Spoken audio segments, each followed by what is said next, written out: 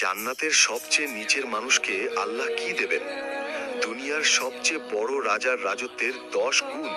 আর যখন সে লজ্জায় বলবে এটুকুই যথেষ্ট, তখন আল্লাহ হেসে বলবেন আরো 10 গুণ দিলাম। হাদিস শুনলে অবাক হয়ে যাবেন। শেষ পর্যন্ত দেখুন। আসসালামু আলাইকুম ওয়া রাহমাতুল্লাহ। হাদিসে এসেছে, সব শেষে যে ব্যক্তি জাহান্নাম থেকে বের হয়ে জান্নাতে প্রবেশ করবে, সে হবে জান্নাতের সবচেয়ে নিচের মানুষ। আল্লাহ তাকে জিজ্ঞেস করবেন, তুমি কি জান্নাতে যেতে চাও? সে বলবে, হ্যাঁ ইয়া আল্লাহ। আল্লাহ বলবেন, তাহলে তোমার ইচ্ছা কি? তুমি কি চাও? সে বলবে, আমি চাই আমার একটা ঘর হোক, একটা বাগান হোক, একটু পানি হোক। আল্লাহ বলবেন, আর কিছু? সে ভাগতে থাকবে। তারপর বলবে, ইয়া আল্লাহ, আমি চাই দুনিয়ার সবচেয়ে বড় রাজার রাজত্বের মতো। আল্লাহ বলবেন, তোমাকে দেওয়া হলো।